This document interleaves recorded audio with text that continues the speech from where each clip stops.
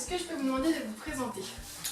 Oui, alors je m'appelle Elisabeth Monguin, je suis architecte depuis 6 ans maintenant et au début de mon activité, je suis passée par la CSDL, notamment pour avoir un prêt à taux zéro et j'ai été suivie par Rebecca Ngali pendant 3 ans.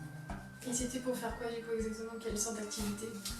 À l'époque, j'étais associée, j'avais une SARL d'architecture et on s'est spécialisé dans l'habitat. C'est toujours ce que je fais aujourd'hui. Plus en SARL, je suis indépendante, je suis toute seule maintenant.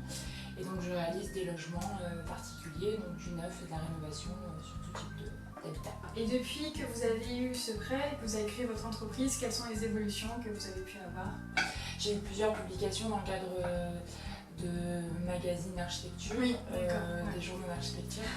Et j'ai participé à différents événements pour faire connaître l'architecture et puis du coup les constructions. Donc c'est un magazine qui organise des visites de maisons d'architectes.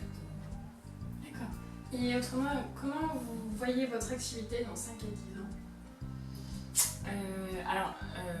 J'ai fait notamment un reportage sur TV7 cet hiver, donc il y a à peu près 6 mois, qui a vraiment boosté ma... Donc c'est un reportage qui est fait entre TV7 et l'Ordre des architectes, 308 à Bordeaux. Et donc ça sur un habitat atypique, puisque c'est un habitat sur une péniche en fait, au bassin à flot. Et ça a vraiment boosté mon activité. Donc là aujourd'hui, je suis vraiment beaucoup plus démarchée. Donc je pense pas plus pouvoir rester toute seule et je vais être obligée d'embaucher a priori.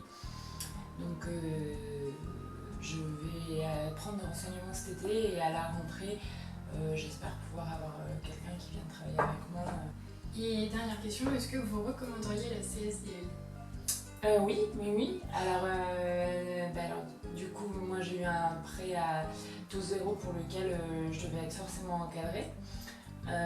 Donc au départ, j'avais pas prévu d'être suivie finalement plus que ça et je pensais que j'en avais pas forcément besoin.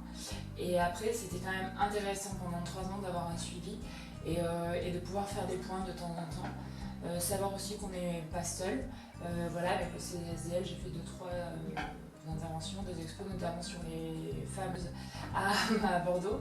Et ça a permis de sortir un peu de sa coquille. C'est peut-être un conseil aussi pour les nouveaux entrepreneurs.